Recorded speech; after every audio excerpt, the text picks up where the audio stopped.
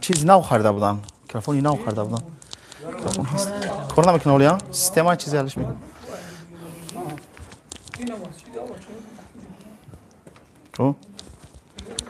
السلام علیکم و رحمت الله و برکاته. دوستان گرامی، یک در کامنت بنویسین که درس خوبه؟ صدای من میروه؟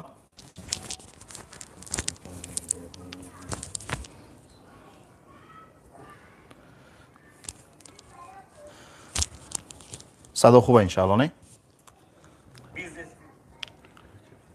نه؟ من میگم صدا میروه نمیره، میگه قاری یا شده.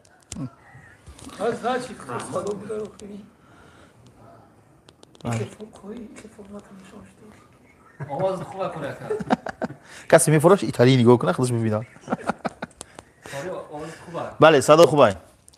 بسم الله والحمد لله والصلاة والسلام على رسول الله وعلى آله وصحبه ومن والاه وبعد. رب اشرح لي صدري ويسر لي امري واحلل عقدة من لساني يفقهوا قولي.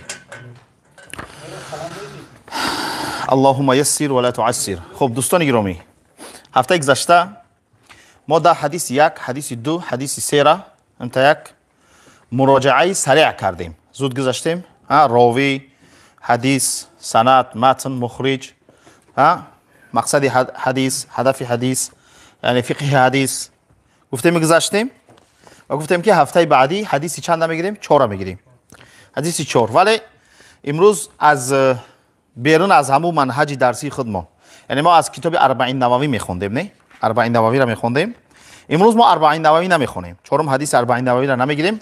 حدیثی ایام ذوالحجه، یعنی یعنی 10 روز اول ذوالحجه، دهه ذوالحجه، دهه اول.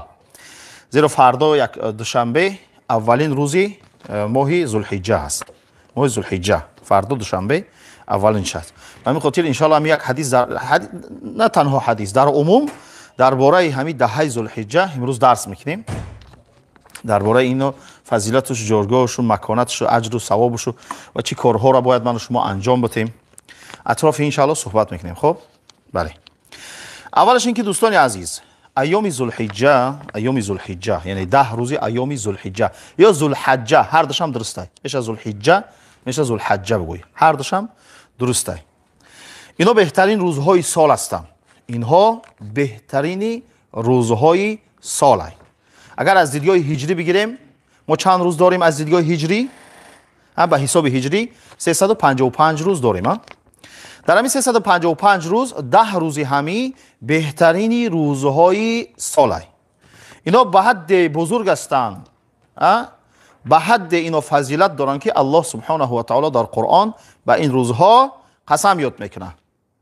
بسم الله الرحمن الرحیم والفجر وليال عشر وليال عشر.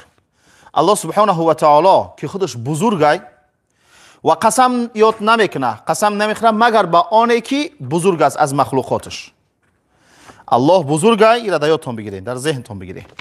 و قسم یاد نمیکنه مگر به آن چیزی که او بزرگه، یعنی به چیزهای اندک قسم یاد نمیکنه. شما در قرآن وقتی میبینید الله سبحانه و تعالی با بعضی مخلوقاتش قسم یاد میکنه. والفجر، صبح. واقعا صبح چیزی بزرگه، نه؟ شب طولانی میشود، تاریک، خواب میروی، سحر میخزه، این آفتاب میاد آسمان میدره، روشن میشود همه جا، شما از پای کار و رزق زندگی میشوین. اگر تاریک باشه چگونه از پس کار بر شوین، زندگی شوین؟ تاریکی خو مشکله، دائم مگر یک چراغ قطیت بگیری و بگردی. ولی الله سبحانه و تعالی این آسمان میدرانه، روز میاره، صبح میدمه، همه جا روشن میشوه، دیگه شما آزاد از پس چی میشوین؟ از پس زندگیتون میشوین. و شب براتون میتبه، برای چی؟ برای که در شب استراحت کنین. و جعلنا نومکم سباتا، یعنی خواب گرداندیم برای شما قطع. کلمه ثبات چیه؟ الثبات الثبت القطع، یعنی قطع میکنه. شما همه چی را قطع میکنه و استراحت میکنه، عذابتون آرام میشوه، خستگیاتون میبرایه. با صبح اما آسمان میدرانیم، همه چی را روشن میکنیم، آفتابی کلان میبرایه، نور میته، روشنی. شما از پس چی میشوین؟ از پس کار و بار و زندگیتون میشوین. یعنی این نعمت الهی است. باید سر این نعمت کم فکر کنیم. ما از پدر مادر به دنیا آمدیم، همه چیز تیارک دیدیم، درباره این فکر نمیکنیم. نه، انسان باید درباره این چیکار کنه؟ فکر کنه. و یتفکرون، الله در قرآن میگه این چیز تفکر میکنن، فکر میکنن درباره اینه. خب ذكر ابن كثير في تفسيره عن ابن عباس في قوله وليال عشر هي ليال عشر الاول من ذي الحجه. میگه ابن کثیر شیخ الاسلام ابن کثیر از ابن عباس روایت میکنه در تفسیر آیت ولیال عشر میگه که این شبهای دهگانه اول ماه ذوالحجه هست، یعنی فردا سر میشوه، فردا دوشنبه روز اولی ایام ذوالحجه هست.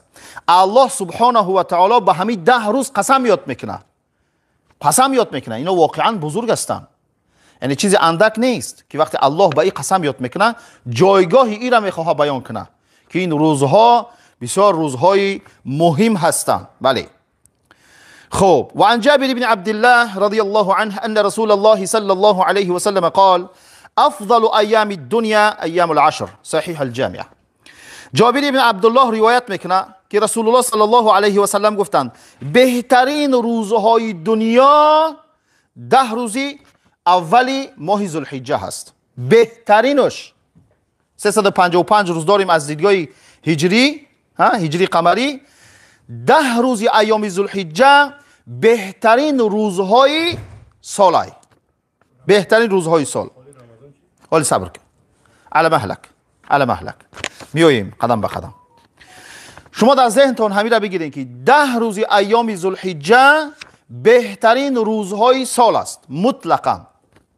سئل شيخ الإسلام ابن تيمية رحمة الله عليه عن عشر ذي الحجة والعشر الأواخر من رمضان أيهما أفضل؟ فأجاب أيام عشر ذي الحجة أفضل من أيام العشر من رمضان، والليالي العشر الأواخر من رمضان أفضل من ليالي عشر ذي الحجة. ببینید شیخ الاسلام ابن تیمیه رحمت الله علیه پرسیدن درباره 10 روزی ایام ذوالحجه، 10 روزی نمی از فردا سر میشوانه و 10 روزی آخری رمضان کدامش بهتره؟ کدامش بهتر است؟ گفتن شیخ الاسلام در جواب چی گفتن؟ در ایام عشر ذی الحجه افضل من ایام العشر من رمضان. 10 روزی ایام ذوالحجه عشر، یعنی 10 روز اول از فردا که سر میشه میگیم نه، بهتر است از 10 روزی آخری رمضان. کدامش بهتر بود است؟ 10 روز ایام ذوالحجه یا 10 روز آخر رمضان؟ 10 روز ایام ذوالحجه بهتر است از 10 روز آخری رمضان. بله بهتر است. اما 10 روز شب‌های 10 شب آخری رمضان بهتر است از 10 شب ایام ذوالحجه. فهمو؟ در روزها ایام ذوالحجه، دهه اولی ذوالحجه بهتر است از 10 روز آخری ماه شریف رمضان، ولی در شبها 10 شب آخری رمضان بهتر است از شبهای دهه اولی ماه ذوالحجه. فهمو؟ از این فهمیده می شود که این 10 روز در بین 355 روز بهترین روزهای سال هستند. بهترین، یعنی اندک نیستن. وقتی که از 10 روز آخر رمضان اینا بالاترن، افضلترن، پس اینا را باید غنیمت بدونیم. بله. ببینید ابن حجر در فتح الباری چی میگه رحمت الله علیه؟ والذي يظهر ان السبب في امتياز عشر ذي الحجة لمكان اجتماع امهات عبادة فيه وهي الصلاة والصيام والصدقة والحج ولا يتأتى ذلك في غيره. ببینید ابن حجر رحمت الله علیه میگه که سبب بهتر بدن، افضل بدن این دهه اولی ماه ذوالحجه از دیگر روزهای سال، از باقی مانده 345 روز دیگر سال در چیز است؟ به خاطر اینکه در این 10 روز عبادت‌های اساسی همه با هم جمع میشوند. بله. چی؟ نماز هست، روزه هست، صدقه هست. کسی که اعمال صالح انجام میده البته صدقه هم میکنه، نه؟ صدقه هست. حج هست. حج در دیگر روزها حج نیست. دیگر روزها میتونی تو هر عبادت انجام بدی، اگرچه رمضان هم باشه، لیکن در اون روز حج نیست. حج برادرها، حج از عمره فرق کنیم. حج این است که در 10 روز ایام همین ذوالحجه در موسم حج مردم حج میروند، اینا میگن حج. اما عمره در دیگر وقت هر وقت میتونی بروی. ولی مردم ما بین حج و عمره رو فرق نمیکنن. او زمانای پیش حج میرفتن میومدن میشتن حاجی، از عمره میره میشه حاجی. اون روز یک کسی دیدم حاجی گفتم خب برادری حج نرفته است. حج اولش که همین حاجی کسی را میگن که همون لحظه حج ده حج کرده است، اسم فاعلی همون لحظه ای که همون کار انجام داده است او را حاجی میگیش. لیکن از حج برآمد دیگه وای اخی همون کار انجام نداده است کو. ها ما طعام خورده استم تو مرا میگی خورنده آکل. ما که طعام تمام کردم دیگه نخورده استم، خود تو مرا چه خورنده میگی؟ تمام. اینا مردک خوب هازی نوشته است، اینا میگن کاتب اسم فاعلی. وقتی که نوشتن تمام کرده از پس کار شد دیگه ما اینا چی میگیم؟ نویسنده میگیم؟ نه نویسنده است. تمام. ها حاجی کسی نمیگن که در لحظه حج همون موسم همون مناسک حج انجام میده، مناسک حج انجام میده میگنش حاجی. از حج که برآمد دیگه حاجی نیست.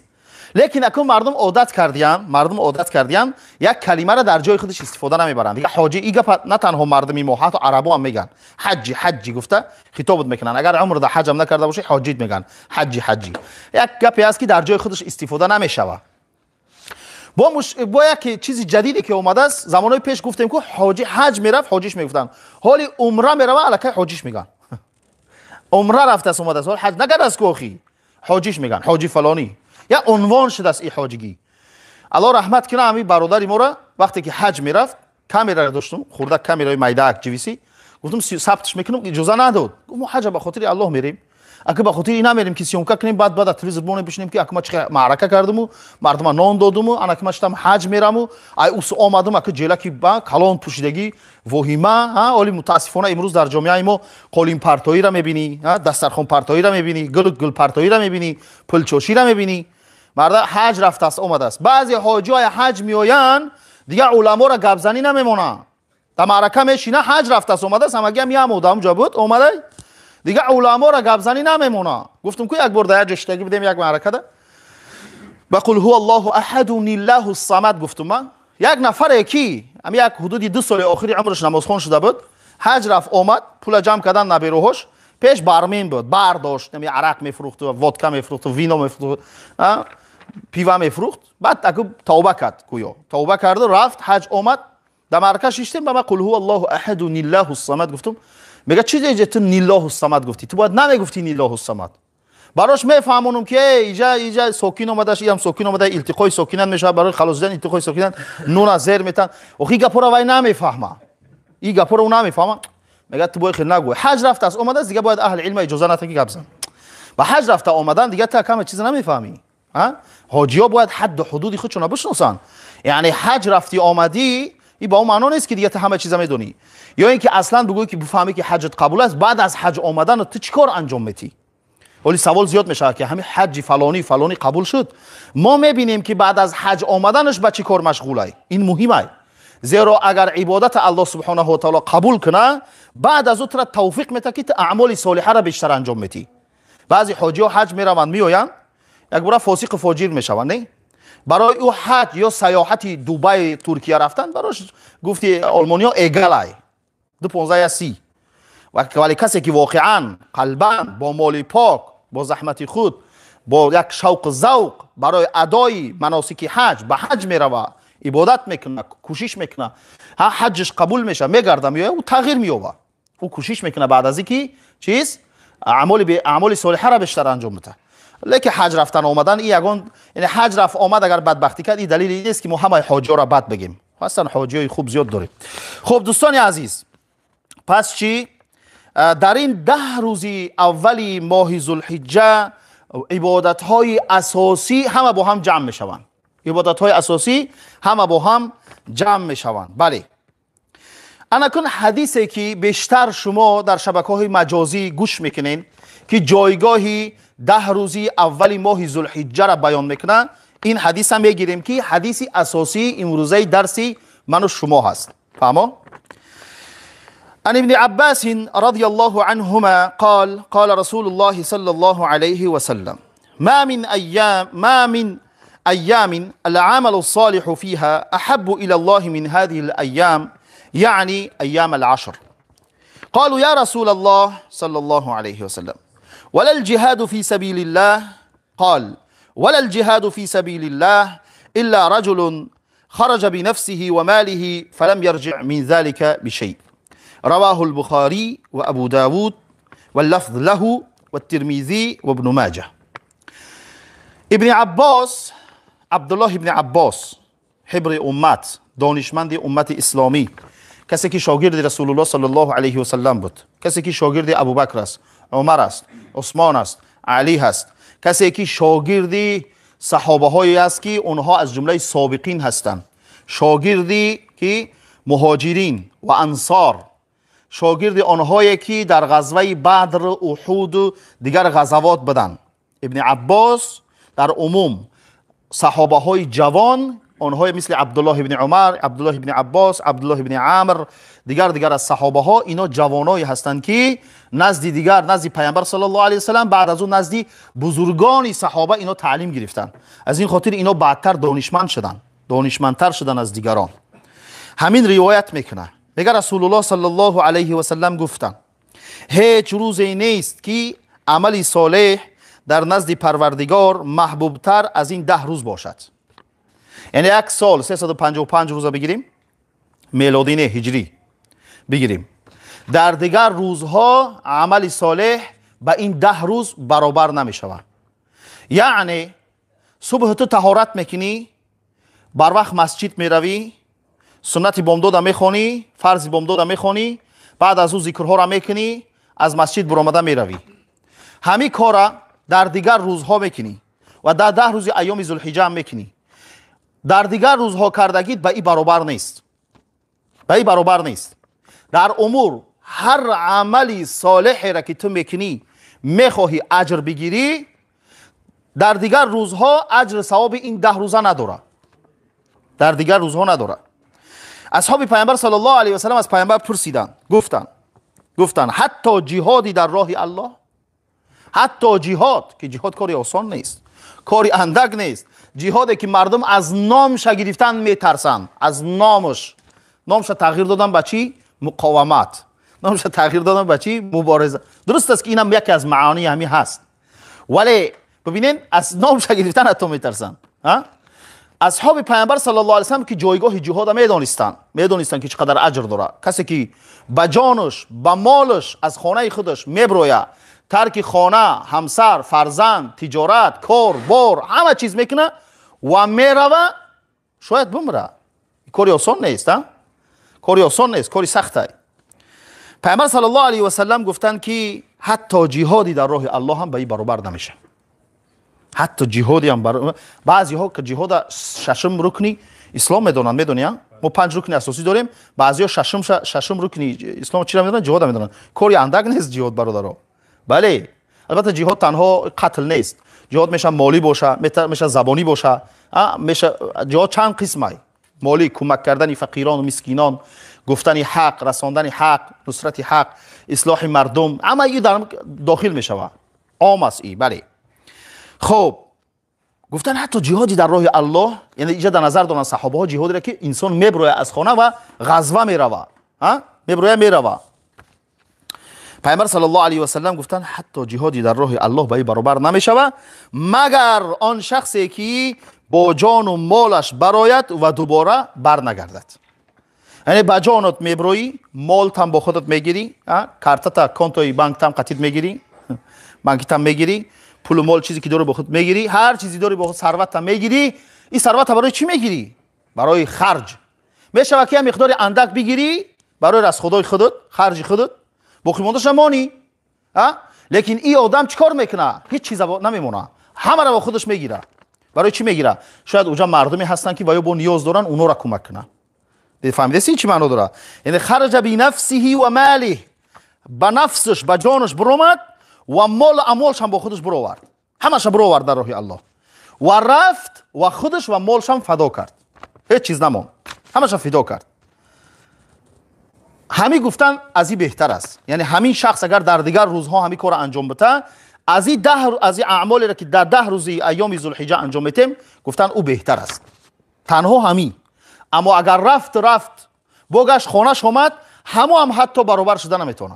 رفت جهاد گشت اومد با خانه، صحت سالم برگشت آمد، مهم زندگیش آمد. لیکن همین کار هم حتی در دیگر روزها انجام بده. در این 10 روزی که ما در پیش داریم ایام ذوالحجه برابر شده نمیتونه. یعنی اعمالی را که شما انجام میتین، کارهای نیکی را که هر عملی باشه، عملی صالح گفته است پیامبر صلی الله علیه و سلم، عملی صالح هر عملی باشه، اولی طهارت در وقتش گرفتن، نماز در وقتش خواندن، نماز با جماعت خواندن، ذکر کردن، قرآن خواندن. حالا ان شاء الله بعدتر میگیم که ما در این 10 روز ایام ذوالحجه باید کدام کارها را انجام بدیم. فهمو؟ بارک الله فیکم. خب این حدیث دوستان عزیز کوشش کنین اذیت کنین. این حدیث اساسی است که بیشتر درباره امین ایام ذوالحجه گفته میشه و جایگاه و فضیلت ایام ذوالحجه را بیان میکنه. بله انا که دوستان عزیز 10 روز ایام ذوالحجه روزهایی هست که در این روزها تکبیر و تحلیل و تحمید باید زیاد بگیم. فهمو؟ ابن عمر میگه ما من أيام أعظم عند الله وأحب ولا أحب إليه العمل فيهن من هذه الأيام العشر فأكثر فيهن من التهليل والتكبير والتحميد. رواه أحمد. ابن عمر عبد الله ابن عمر صحابی پیامبر صلی الله علیه و سلم، شاگرد پیامبر صلی الله علیه و سلم میگه که نزد الله محبوب تر از این و بزرگتر از این روزها دیگر نیست. در این 10 روز بهتر باید چیکار کنیم؟ تحلیل، یعنی لا اله الا الله، تکبیر الله اکبر، تحمید الحمدلله. ایرا باید زیاد بگیم. بله. حتی امام بخاری میگه که کان عمر و ابو هریره رضی الله عنهما يخرجان الى السوق في ايام العشر يكبران ويكبر الناس بتكبيرهما. وقال ايضا وكان عمر يكبر في قبته في بمنى. نعم. امام بخاری رحمت الله علیه روایت میکنه، میگه که عمر رضی الله عنه و ابو هریره در همین 10 روز ایام ذوالحجه اینا میبرآمدن، میرفتن چی؟ تکبیر میگفتن در بین مردم. حتی بازار میرفتن، بازار مدینه میرفتن، تکبیر میگفتن الله اکبر لا اله الا الله والله اکبر ولله الحمد الله اکبر کبیرا الله اکبر لا اله الا الله والله اکبر ولله الحمد. یعنی صیغه تکبیر گوناگون آمده است و این مسئله مهم نیست، این خیلی مهم هم بگویید الله اکبر. البته صیغه های لفظای بهترش هست، ولی علما گفتن که هر نمودش که میگی همین قسم تکبیر، یعنی الله اکبر لا اله الا الله والله اکبر ولله الحمد. میگه در داخل بازار مدینه این تکبیر بلند میگفتن به حدی که اهل بازار، فروشنده ها و خرنده ها و تماشابین ها، هر کسی که در بازار است با اینا هم آواز میشیدن به حدی که بازار میجنبید، میلرزید از تکبیر. بازار از تکبیری همون مردمی که در بازار هستن، میگه از دوری میدیدی بازار هم میلرزید از تکبیر گفتن. پس من و شما دوستان گرامی باید تکبیر زیاد بگیم. در خانه وقتی سر دسترخوان میشینیم با همسر فرزندان پیش از طعام خوردن الله اکبر لا اله الا الله والله اکبر ولله الحمد. یا که مثلا بعد از طعام، پیش از خواب، بعد از طهارت بیرون برآمدیم، همه جا در راه رفتیم، مسجد رفتیم، سری کار رفتیم، یا کس خبرگیر رفتیم، برآمدگیم هم یک تماشا برآمدگیم، تکبیر الله اکبر لا اله الا الله والله اکبر ولله الحمد. همین تکبیر دوستان عزیز باید زیاد بگیم. این روزهایی هست که روزهای تکبیر و تحمید و تهلیل است، باید زیاد تکبیر بگیم. بله. حتی میگه عمر رضی الله عنه در مینا، کسایی که حج رفتگن میدونن، در مینا در داخل همون خیمه خودش تکبیر میگفت، به حد تکبیر میگفت که میگه صدا بیرون میبرمد، اهل اون مینا و اهل مسجدی که در نزدیک هستن همه با او تکبیر میگفتن. پس در این روزا دوستان عزیز باید زیاد تکبیر بگیم. چیزی گفتنی بدی؟ اگر در دیدگاه احناف، قهای احناف مذهبی ما و شما، از روزی کی سر میشوه؟ از روزی عرفه سر میشوه و روز عرفه یک روز پیش است، نهم عشر ذوالحجه و روز عید و 3 روز دیگه بعدش. فهمو؟ 3 روز روزی نماز عصر تمام میشوه. همین خیلی میشوه. بله. خلاصه خوب.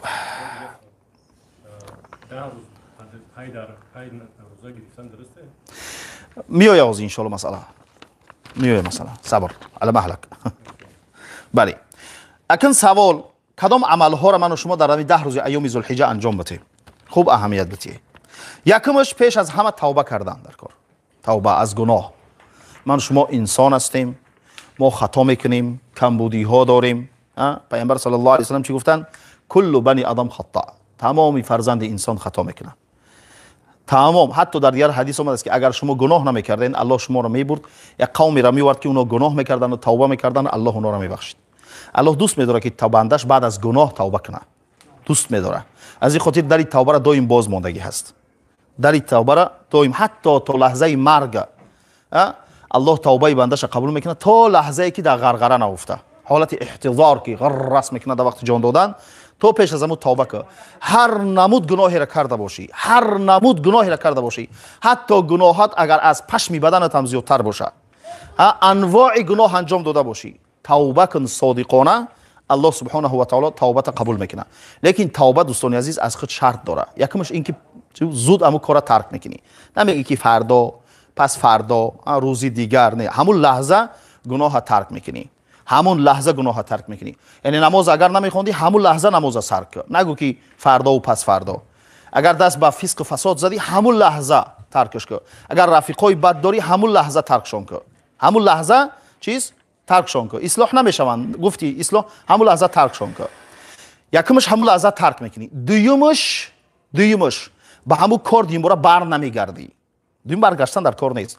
امروز پشیمان شدم، 2 روز گذشت با همون کار انجام دادم، خود توبه نیست، این مسخره بازیه. سیمش پشیمان میشوی. هستن نفرانی که گناه ترک کردن دیگه انجام نمیتن، لیکن پشیمان شدگی نیستن. در بین مردم میشنن با تعریف میکنه. من میگه در وقت اگر 300 زن قطعی زنا نکرده باشم، میگم من فلانی پسری فلانی نه. افتخار میکنه به گناه خودش، افتخار میکنه. باید انسان از گناه خود پشیمان شوه و شرم کنه، باید دیگه بر نگرده، ترک کنه، پشیمان شوه. و 4م شرطش این است که اگر حق کسی را گرفته باشه باید او حق برگردانه، حق برگردانه. اگر تهمت کرده است، بهتان کرده است، ظلم کرده است، باید همو آدم بگه که مرا ببخش. در این دنیا بین اونا باید حلال شوند با هم دیگر، تا روز قیامت دیگه اینا نمانند. زیرا الله سبحانه و تعالی هر گناهی بین خودش و بین بندش بوده صادقانه توبه کنه الله میبخشه. ان الله یغفر الذنوب جمیعا. لیکن اگر حق کسی را خورده باشه، ظلم کرده باشه، بهتان یعنی ناعدلی کرده باشه، تا اینکه همو حق بر نگردانه، اولو حق مادی هست یا معنوی هست، حق مادی و معنوی هست، الله سبحانه و تعالی نمیبخشه، الله نمیبخشه. از این خاطر علما میگن که از همه زیان و ضرر کلانتر کسی کرده شخصی کرده که در دنیا زحمت کشیده، نمازش 5 وقت خوانده، ماه شریف رمضان روزه گرفته، زکات داده، فقیرا و مسکینا را کمک کرده، قرآن خوانده، ذکر کرده، حج کرده، اعمال صالحه را زیاد انجام داده. لیکن روز قیامت وقتی که میآید، روز قیامت میآید، ظلم کرده، ستم کرده، حق مردم خورده و اون مظلوما بالای این شکایت میکنن و الله سبحانه و تعالی حق همون مظلوما را از همین ثوابهای همین گرفته میته. اگر ثوابهاش تمام شد، گناههای اونا را گرفته در نامه اعمال اینها می نویسه. روزی که یک ثواب برای پدرت، مادرت، برای همسرت، فرزندت، برادرت، خواهرت، نزدیکترین شخصان نمیتی، لیکن برای یک آدم بیگانه میتی. یک آدمی بیگانه به جای تو میره و در جنت راحت میکنه، در قصرهای جنت، در باغهای جنت، نزد حورهای جنت، حیات ابدی جنت، او میره و در جای تو راحت میکنه. لیکن تو به جای او در دنیا زنا کرده بود، حرام خورده بود، یعنی تو به جای وی میری در دوزخ میسوزی. از این زیان و ضرر کلانتر دیگر نیست. واقعا این زیان است. برای این خاطر هرگز الله سبحانه و تعالی ما شما را ببخشه، هرگز حقوق مردم باید رعایت کنیم، حق مردم باید رعایت کنیم، هم حق الله خالقمون و هم حق مخلوقات. وای بر حال کسی که در حق مخلوقا ظلم میکنه. حتی ببینید پیامبر صلی الله علیه و سلم میگه یک پیشک یک زنک میگه درش بست، نداشت میگه درش نکشود، یعنی رهاش نکرد تا اینکه از زمین یگان چی بیا بخوره، نه طعامش داد نه شرابش داد، مرد. الله به خاطر هم پیشک او را دوزخ برد. اینجا یک مخلوق، یک حیوان است.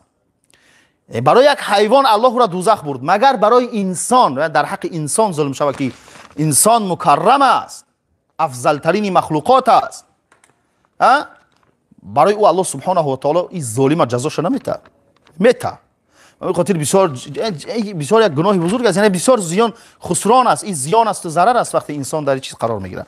پس دوستان عزیز در عموم باید توبه کنیم از گناه‌های بزرگ و خرد و شروط توبه را چه براتون گفتم 4 تا شرط. بعضی از علما پنجم شرط هم ضم میکنن، میگن پنجم شرطش اخلاص است. در عمل باید چی؟ اخلاص دیده شود. دوم عملی را که من و شما باید انجام بدیم دوستان عزیز چیز؟ تلاوت قرآن. باید قرآن را زیاد بخونیم. می 10 روز ایام ذوالحجه زیاد قرآن بخونیم. زیاد قرآن بخونیم. قرآن کتاب الله. پیامبر صلی الله علیه و سلم گفتن اقرأوا القرآن فانه یأتی یوم القیامة شفیعا لاصحابه. شما گفتن قرآن را بخونیم، زیرا این قرآن روز قیامت میاد اهل خودش شفاعت میکنه. این روایت امام مسلم است. در روایت دیگر در امام مسلم اومده است میگه که والقرآن حجت لك و علیک. قرآن حجت از برای توست یا بالای تو شکایت میکنه. وای بر حال کسی که قرآن روز قیامت بالای و شکایت کنه.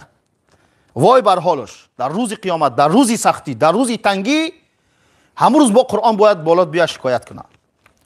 و خوش به حال کسی که قرآن از برای او شفاعت کنه، از برای او شفاعت کنه و او را نجات بده. در روز تنگی میاد میگه الله این بنده تو مرا میخوان، ما در خانه این قدر داشتم، حرام کرده مرا حرام میدونست، حلال مرا حلال میدونست، از امر نهی من اطاعت میکرد، با همسرش با فرزنداش مرا تعلیم میداد، بیا چیز بیا شفاعت کنه.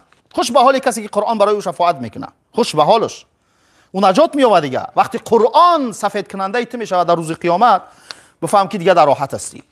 برای او باید در اینجا قرآن باید در اینجا زنده کنیم، با اینجا در با قرآن زنده کنیم. ولی وای بر حال کسی که قرآن بالای او شکایت میکنه. بله دیگر کاری را که دوستان عزیز در این 10 روز ایام ذوالحجه من شما انجام میتیم، بیشتر نکویی کردن در حق پدر و مادر. اگر پدر و مادر زنده ها در خانه نزد شما هستن، در این 10 روز بیشتر خدمت شونه بکنین، اونها را خوشحال کنین.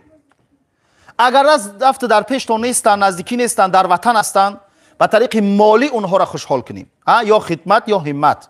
همین صوفیا هم جای خودمون عقب میگفتن یا خدمت یا همت. گفتن یا خدمت میکنی، میاد در خانه را جارو میکنی، زمینا را پوبل میکنی، کرچکارا میشینونی، پیازا گندم درو میکنی، بعد داد میتو، یا چی یا همت یا پول قدی تو میگیری. اگه ما با اون معنا میگیریم، همین خدمت برای پدر مادر کردن در کار، همین خدمت برای پدر مادر. اگر نیست در دوری است پول، همین 10 روز ایام ذوالحجه بسم الله روانش میکنی و اوچا اینا $100 اینا $200 100 یورو 200 یورو اینا قپول، اینا برای همین خطا یک تحفه بخر، یک لباس عیدانه بخر، یک خوشبویی بخر، یک در خانه یک چیزی برای خودت بخر، همین پول خودت تحفه روان میکنی، دعاش میگیری. اگر رفته از دنیا گذشتن، طبق حدیث پیامبر صلی الله علیه و سلم باید زیاد در حق اونا دعا بکنیم. رب ارحمهما کما ربیانی صغیرا. یا الله پدر مادر من رحمت کو همچنانی که در خوردی اونا بر ما رحم کردن. در حقشون دعا، بخصوص پیش از سلام دادن در نماز در حقشون دعا کردن در کار، بین اذان و قامت دعا کردن در کار، نمازهای شب در حقشون دعا کردن در کار، طلب استغفار کردن در کار. اونا نیاز به همین دعا دارن. دیگرش این که صدقه جاریه در حق اونها صدقه کردن، و اگر همین صدقه جاریه باشه با بهتر. یک چاه میکنی، یک مسجد میسازی، یک طالب علم کتاب میخری میتی، یک کاری خیر، صدقه‌ای که دائمی باشه. البته مسجد میسازی، البته جایی که مردم نیاز دارن، راه میسازی، هر چیزی که صدقه جاریه باشه برای مردم که مردم از او استفاده کردن، این ثوابش برای پدر مادرت میرسه. دیگرش هر نمودی صدقه. دیگرش اگر رفت از کسی با کسی عهد و پیمان دارن، داد و گرفت دارن، بعد از او شما کارشون انجام میتین. عهدی داره، کسی را چیزی وعده کرده است، مثلا مثال پدرت وعده کرد که من ان شاء الله آینده مسجد میسازم. پدر از دنیا گذشت، تو پول مال داری، شرایط داری، کاری پدرت بکن. گفت نیت کرده بود که من چاه میسازم، در یک جا چاه برای مردم آب میبرم. پدرت نیست، تو به جای او بکن. تو بچه‌شی، دوام دهنده عمری وی، تو انجام بده و همین کار و همین ثواب بر روح او ببخش. اگر از کسی قرض داره، قرض بده. عهد داره، با کسی عهد گرفته است. این از جمله حقوق است که در حدیث اومده است، حدیث صحیح است. و دیگرش چیز، هر کسی که از طریق پدر و مادر به تو نزدیک هستند، برادرت، خواهرت، خالت، عمت، تقاید، همه اینها نزدیکا که از طریق همین پدر و مادر به تو رسیدن، صله رحم با اونها داشتن، اینم حق پدر و مادر بعد از وفات پدر و مادر است. دیگرش رفیقای پدر و مادر را احترام کردن. از جمله نکویی در حدیث اومده است، نکویی کردن در حق رفیقان پدر و مادر، اونها را قدر کردن، احترام کردن. مادر ما پیامبر صلی الله علیه و سلم حتی دوگانه های مادرمون خدیجه را احترام میکردن، قدر میکردن شام. چی میگفتن اینا در وقتی ما در وقتی خدیجه زنده بودن اینا برای ما طعام شبانه یا طعام روزانه آمده است، اومده است ما می آوردن. یعنی حسن العهد من الایمان، نکویی داشتن، عهد وفادار بودن در عهد، این از جمله ایمان است. باید انسان تغییر نیابه، یعنی قدر کنه رفیقای گذشته دوستاش. خب دیگر از اعمالی که در این 10 روز من و شما انجام میتیم دوستان عزیز، زکات مال. اگر زکات مال نداده باشه تا حال، زکات مال حق فقیرا را جدا میکنین، زکات هم میتین. مسئله زکات در حدیث گذاشتیم صحبت کردیم و در کتاب‌های فقهی بیان شده است. مسئله خیلی مسئله طولانی است. عموم یعنی کسی که زکات چه نداده باشه در 10 روز ایام ذوالحجه بده. دیگرش دوستان عزیز صدقه دادن به محتاجان. امروز مردم نیاز دارن به کمک. کسی که شکمش گشنه شکمش سیر کنی، کسی تنش برهنه لباس نداره براش لباس بخر، کسی کوارتیرا پلیش دادن نتونسته است تا ماهانه کوارتیرا پلیش بده. یعنی کمک کردن به فقیران و به مسکینان و به محتاجان.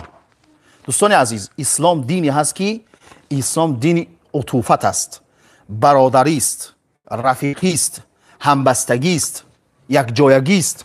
اسلام دینی نیست که دینی کهری باشه، یک اینده آدم فقط در فکر خودش باشه. خونه را چند تا خونه بخر، چند تا ماشین بخر، زمین بخر، دکان بخر، پول جمع که مرده برو پول دیگر رو بین خود تقسیم کنن. پول دیگر رو تقسیم کنن. نه این اسلام. اگر اصحاب پیامبر صلی الله علیه و سلم مال و اموالشون اگر برای خود جمع میکردن، اسلام دین به ما نمیرسید. با کمک همین ابوبکر و همین عمر و همین عثمان و همین عبدالرحمن ابن عوف و همین ها، با کمک اینها بود که همین اسلام به ما رسید. صدقه دادن در راه الله دوستان عزیز، صدقه کردن در راه الله به محتاجان و نیازمندان. و این چنین اعمالی را که در 10 روز من شما انجام میدیم، بیشتر نماز نافله میخونیم. برای چی نمازهای فرضی نآوردم؟ به خاطر که نمازهای فرضی باید خوانده شود. این چیزی نیست که خیلی بهتره بخونی ثواب بگیریم. نه، نماز فرضی را میخواهی نمیخواهی میخونی، این فرض در گردنت، حق الله حقش ادا میکنی. ولی نماز نافله اختیاری است. در همین 10 روز ایام ذوالحجه نماز نافله را چیکار میکنیم؟ زیاد میکنیم. نماز شب، نماز ضحی، در عموم نمازهای همین نافله را کوشش میکنیم که زیاد میکنیم. دیگر از عبادت هایی که در 10 روز ایام ذوالحجه من شما انجام میتیم، عیادت بیماران. کسی که بیماره میریم احوالش میگیریم، چه حال داری، سلامتی چه خیل شد، خوب میشی ان شاء الله، در حقش دعا میکنیم، لا باس طهور ان شاء الله. در میریم احوالش رو میگیریم و این حق برادری است. در حدیث امام مسلم اومده است، پیامبر صلی الله علیه و سلم گفتن چی؟ گفتن که و اذا مرض فعده، حق المسلم على المسلم 6. قيل ما هنا يا رسول الله؟ قال اذا لقيته فسلم عليه، واذا دعاك فاجبه، واذا استنصحك فانصح له، واذا عطس فحمد الله فشمته، واذا مرض فعده. پیامبر صلی الله علیه و سلم گفتن مسلمان بالای مسلمان 6 حق داره، از آن جمله یک آوردن. وقتی بیمار شد چیکار میکنی؟ به عیادتش میری. نه مثل بعضی ها دیگر غیر مسلمان ها که میره بیچاره در بلنیسه بیمار میشه و همونجا میبرهش که خبرش نمیگیره. مالی دمی آلمان وقتی یک رفیق ما بیمار شوه، وقتی میبینی که همه خبرگیریش میروه، کارگرای همون بیمارخانه میگن مسلمان‌ها شما انمی خبر میگیری. ولی در پهلوی همو یک کسی هست که مسلمان نیست، خب اینه هیچ خبرش نمیگیره. هم زنش کم میره اولش میگیره، یا اگه دخترش اولش میگیره، بیچاره هم مرده وری خوبه او کلش میزنن که خوب را دایم. ولی ما مسلمان‌ها این دینی هست که گفتن که همبستگی است. انسان تنها برای خود زندگی نمیکنه، انسان برای خود و برای دیگران زندگی میکنه. بله. پس عیادت بیماران. دیگر اعمالی که دوستان عزیز من و شما انجام میتیم در این 10 روز ایام ذوالحجه، علی مهلک چقدر وقت مونده؟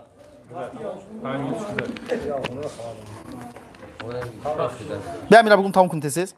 خب دیگرش ذکر زیاد میکنیم، ذکر زیاد میکنیم، استغفار، ذکر، سبحان الله، الحمدلله، لا اله الا الله، الله اکبر، زیاد ذکر میکنیم. استغفار، کسی که گناهش بسیاره ذکر استغفار زیادتر میکنه، خودش میدونه چه نه، خودش چه میشناسه، گذشتهش میدونه، پس استغفار زیاد میکنه. و اینچنین حج و عمره، هر کسی که حج رفت خوش به حالش و عمره میکنه خوش به حالش، الله سبحانه و تعالی ما و شما را نصیب گردونه. و اینچنین قربانی، کسی که قربانی بر او واجب شده است، کسی که واجب هم نشده باشه انجام میده. البته قربانی شرح توضیح بیشتر میخواد، وقت نداریم دیگه. دیگرش روزه گرفتن. البته پیامبر صلی الله علیه و سلم در 10 روز ایام ذوالحجه هر روز روزه نگرفتن، در روایت ما نداریم. اما نظر به حدیث پیامبر در عمل صالح داخل میشه و به همین خاطر کسی که روزه میگیره اجر ثواب میگیره. فهمو؟ لیکن روز نهم ذوالحجه را روزه گرفتن این سنت است دوستان عزیز، این سنت است، زیرا پیامبر صلی الله علیه و سلم در روایت مسلم است گفتند که احتسب علی الله ان یکفر السنه التي قبلها و سنه التي بعدها، یعنی امید دارم از الله سبحانه و تعالی این که الله در عوض یک روز نهم همین ذوالحجه روزه گرفتن، یعنی روز عرفه را یک روز پیش عید روزه گرفتن، الله یک سال گناه گذشته و یک سال گناه آینده را ببخشه. بله، ولیکن این برای کسی است که در عرفه نباشه، در حج نباشه، کسی که بیرون از حج است. یعنی فهمو؟ این چین دوستان عزیز مسئله کسی که اینجا یک چیز دیگه است، دیگه زیاد است یا فضیلتش خلاصه. و یک چیز دیگه هم فراموش نکنیم که هر کسی که قربانی میکنه در همین 10 روز ایام ذوالحجه چیکار میکنه؟ ناخوناش و موی بدنش نمیگیره، ناخوناش و موی بدنش نمیگیره. فهمو؟ و این اصلا مسئله خلافی است. بعضیا واجبش گفتن به خصوص علمای حنبلی ها، ولی اکثرا میگن این مستحب است به خاطر که دلیل دیگر است. مادرمون عایشه در روایت دیگر اومده. خلاصه در عموم حکم مستحب است. فهمو؟ کسی که مثلا قربانی میکنه، این مثلا امروز شما همین ریشات را نه، استغفر الله ریشات را نه، کسی که مثلا اگر موی بدنش گرفتنی تای کاش، تای بغل، عین پشت مثال پاک کردنی موش، ناخوناش گرفتنی، حالا بگیره بروتاش مثلا پس کردنی، حالا بگیره دیگه 10 روز دیگه نمیگیره تا همین که قربانی کرد، بعد از اون ان شاء الله میکنه. خب و یه حدیث است: اذا رايتم هلال ذي الحجه واراد احدكم ان يضحي فليمسك عن شعره واظفاره، رواه مسلم. روایت مسلم است. البته این مسئله نزد علما همین حکم درستش همه که مستحبه برای کسی که بیرون حج باشه، ولی در داخل حج برای اون واجب است. بله،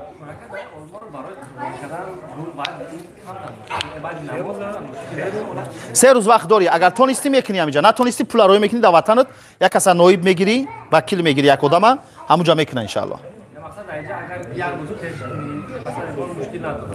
هیچ مشکل نداره. این عید قربان عادتا خلاف نیست. برای چه روز پیش میکنی؟ و قربانی بعد از نماز که خواندی بعد قربانی را میکنی.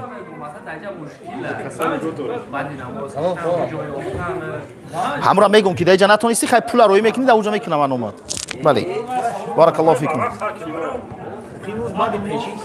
خوب دوستان گرامی، السلام علیکم و رحمت الله و برکاته. اونهایی که دعای نیک کرده خیر و برکت ببینه، اونهایی که سوال داده من سوالش ما رو جواب گفتن نمیتونم زیرا من مشغولی درس هستم، و اونهایی که دعای نیک چی بگم دیگه سلام دادین و علیکم السلام و رحمت الله و برکاته.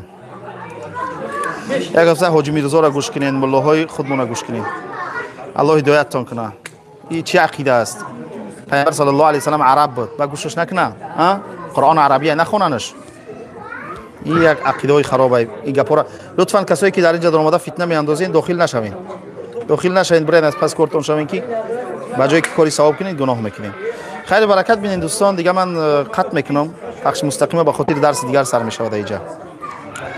بارک الله فیکم و علیکم السلام و رحمت الله و برکاته. کسی که همین گپای خراب میگه اهمیتش ندین که و فکر شما را میخوام مشغول کنه به دیگه چیز. درس گوش کنین، استفاده کنین، کوشش کنین که با دیگران روان کنین تو اینکه دیگران هم استفاده برن. بارک الله فیکم. السلام علیکم و رحمت الله و برکاته.